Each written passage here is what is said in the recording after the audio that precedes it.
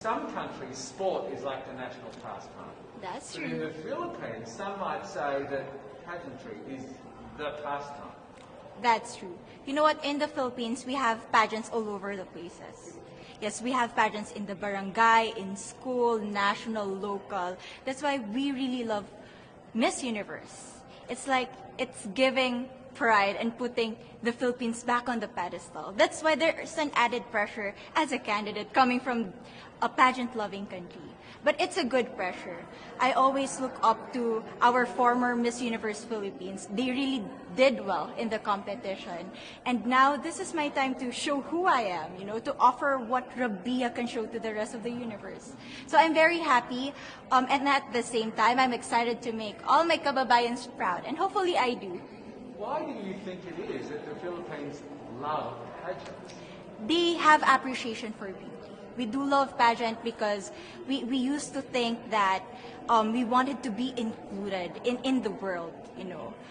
I have to be honest, in the Philippines, my skin color used to be not the standard of beauty. I was obsessed whitening my skin because these are the kinds of beauty queen we see on the mainstream. But things were different now. That's why I'm very proud to be a morena. In the Philippines, we call it morena. It's brown skin girl.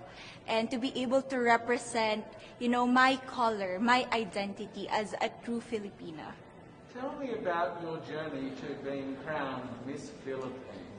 In a world that, in a country I should say, that loves pageants. That must have been a very intense process. Tell me about, your journey to being Miss Philippines. Well, my journey was crazy. You know what? I started to be a dark horse. Nobody noticed me. Nobody knows I was in the competition up until the preliminary and the coronation night. And when I won, I received different comments. Of course, there were people who didn't expect me to do well, who think that I cheated. That's why I need to redeem myself in Miss Universe. I really need to do well in this competition. And the thing is, I love pressure. I love criticism. I get better every day with that. You tell me I cannot do that, I turn to you and I'm going to say that, no, I can do it for myself. Good for you. So how does it feel then to be on the global stage? How do you feel to be here in this moment, right now? It's crazy, but I'm overwhelmed with the support, not just from the Filipino community, but also from Thailand, Latin countries who do appreciate me as a candidate, as a person.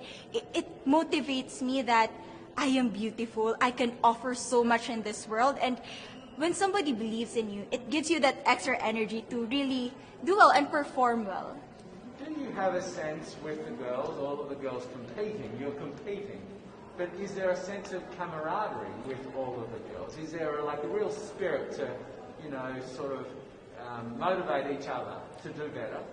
You know what? I have a different idea about Miss Universe. I thought it's going to be very competitive, in a healthy way, well, of course. But now I can see every girl helping each other, from fixing those hairs, from trying to zip up those outfits. It speaks of the closeness and the kind of camaraderie that we want to have.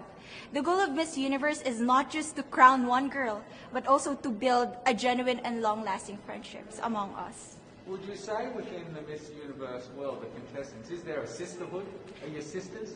There is sisterhood. I can say I was able to talk to different representatives from different backgrounds, different cultures. And despite our differences, there's so much to be highlighted in what binds us together. And that is because we want to empower women. We want to have our advocacies. We want to speak for the things that we love. And that's a celebration of women and the beauty that we have. So coming out of this week, obviously you would love to be crowned Miss Universe. Of course. And that would be wonderful, of course, for any of you. But what else will you take out of this week? What do you think you'll feel at the end of this week, regardless of the result? How will you be a different person? It's the growth and the development that I was able to have during preparing for this journey. I will be honest, there was a moment that I lost my identity. because I was put under pressure. I was in that position in which I feel like I'm not good enough. I'm not a good representative of my country, but I was able to bounce back stronger. And if I was able to do that for Miss Universe, I will be able to do that in life. That is my greatest takeaway from Miss Universe.